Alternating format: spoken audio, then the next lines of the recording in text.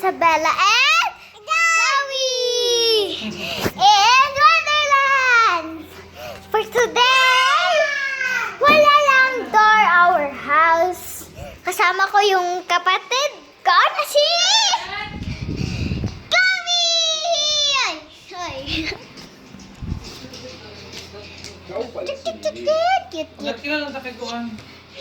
Cute. Cute. Ang cute. So, simulan na natin. Simulan na natin, Chloe.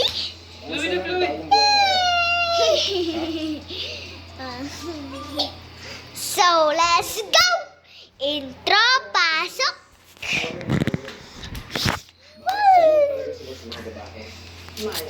So, natin unahin mga guys. Dito sa room.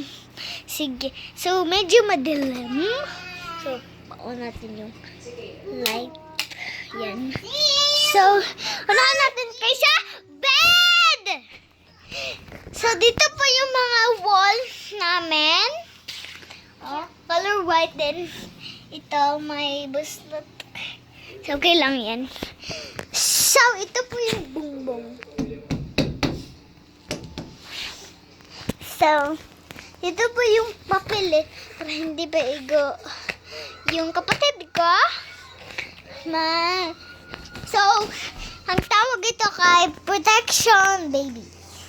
Yan.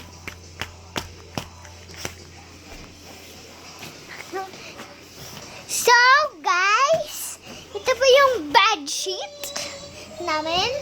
Frozen. Ito po kay Papa na higaan. Tsaka, dito po ay nakapatid ko tsaka mama ko. Ito po, lock niyo. Yan. So, nakabasa sa bedsheet namin, lovely. Ito kay Frozen.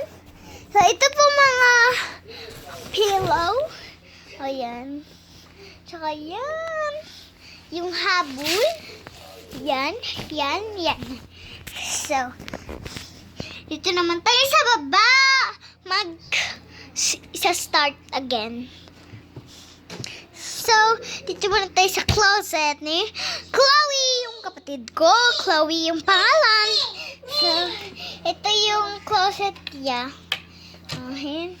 Naka-fold. So, yan, Yan. Ito, yung mga damit. Yung mga pajama ni Chloe at saka pan na may isa na nakalock. Ibubuksan natin. So, ano ito? Mga dress. Mga dress niya. So, lock na natin ulit. Kasi para hindi quantity Chloe maabot. So, may isa pa nakalock din. Wait lang. I-open natin. Ow. Ay, hindi siya ma-open. Ko, hindi siya ma-open.